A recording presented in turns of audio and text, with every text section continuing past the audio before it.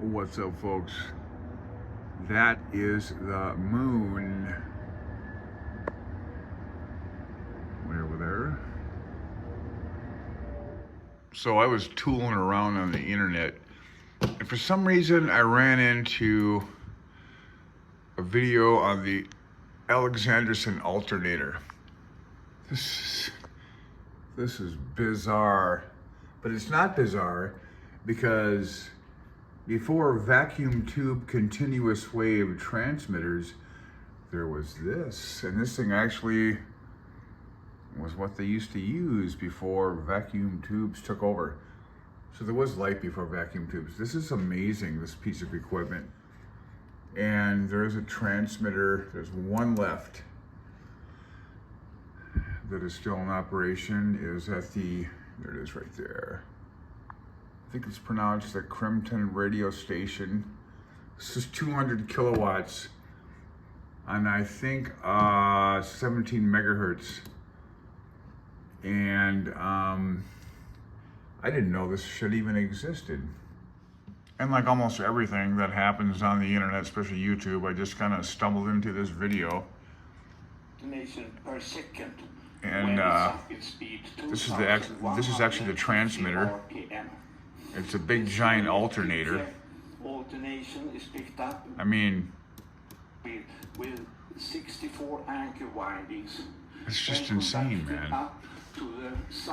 And this place, I guess they're giving a tour here. This is, I think, a couple of days ago. They turned this big monster on in kind of a celebration of. But I guess the way this thing works is it spins a cylinder or a disc, a metal disc, at like 17,000 RPM, and they can generate a continuous wave signal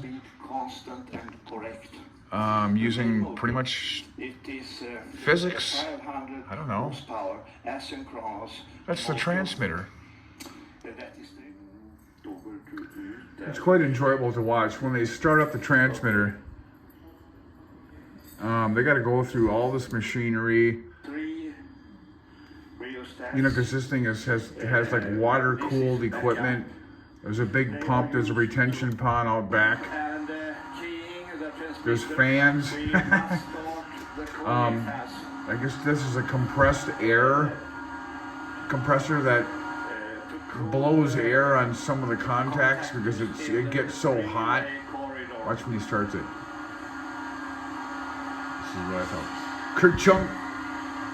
There's another one where he pulls another switch. He has to chunk. These are just the air compressors to supply air to the contacts of one of the relays over here.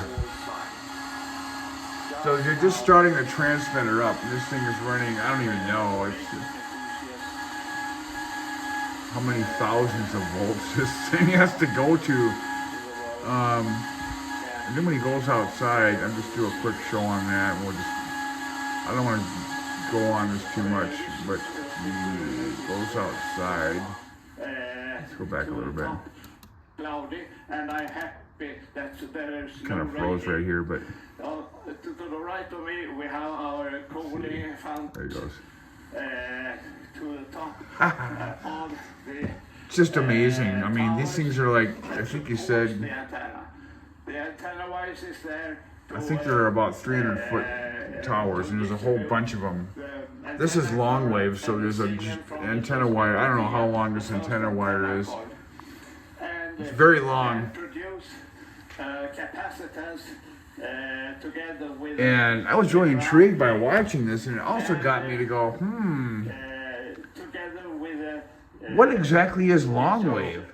So in longwave, I always had kind of like a really dumb, I don't know, opinion about longwave. Like, why would you want to put up a giant antenna that just takes up a football field to transmit a signal? And when I read about it, you know, because longwave is like, what is it, 300 kilohertz and down, like way below the broadcast band, requiring giant signals. Well, you know, that's how the submarines talk to, or I don't know if they, sure they do, I guess. The radio was done by longwave because, from what I understand, just by reading this little piece of stuff, longwave, I guess ground wave, I'm gonna have to study this, are radio signals that travel across the earth and follow the curvature of the earth. You know, we're talking 1,200 to 2,000 miles.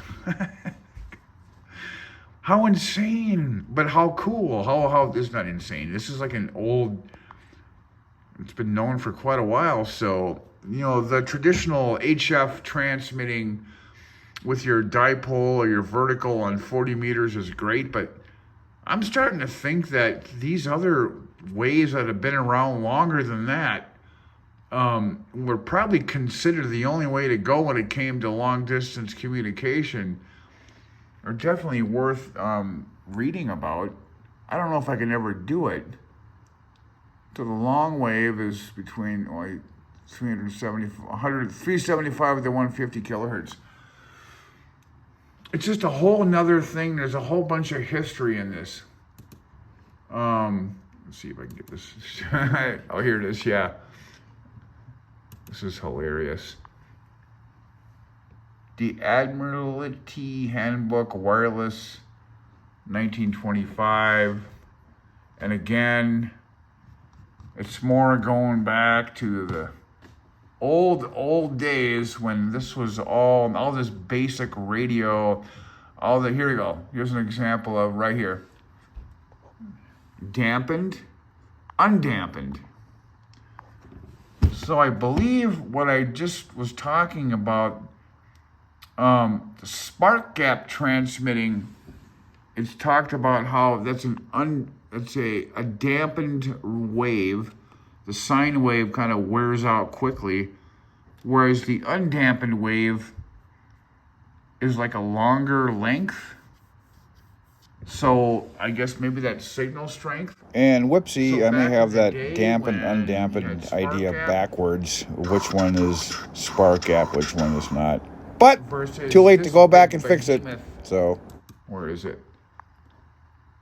200 kilowatts, which put out a signal that sounded like do do do do do do do do. Which one was better, you know? And then later vacuum tubes came in, and they, all these physicists and engineers and scientists learned how to modulate a signal with vacuum tubes. So vacuum tubes was the ultimate innovator in communications.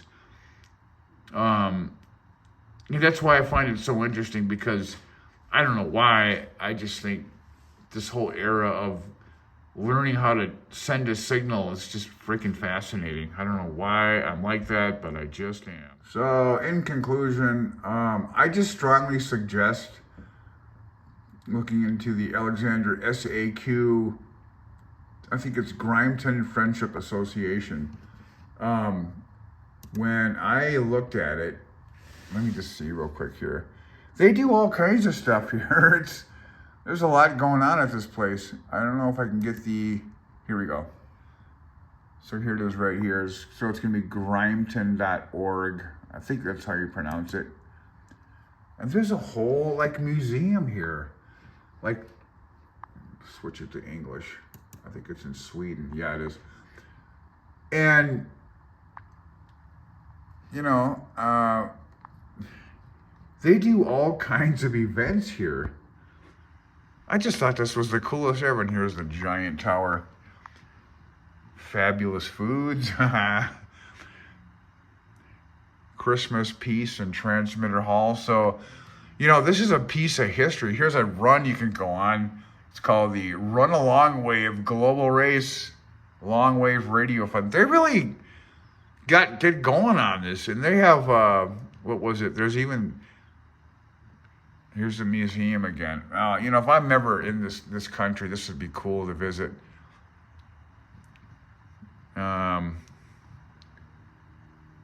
It's just all about science, and it's just the coolest thing. So just another great find just by tooling around on the internet. It's like more stuff that I never knew about. I never knew there was more to just spark gap transmitting and vacuum tubes, how those things developed to what we have now. There was a little more than just those. I don't know. I mean, I thought it was the coolest thing ever. It had my interest for a while, and I was having fun reading about it and watching videos. So there you go, folks. There's the topic. Hope you enjoyed it. I know I sure did, and I'm going to be looking more into longwave, all this more old school radio stuff, because it's very interesting, I think. 73 CLG.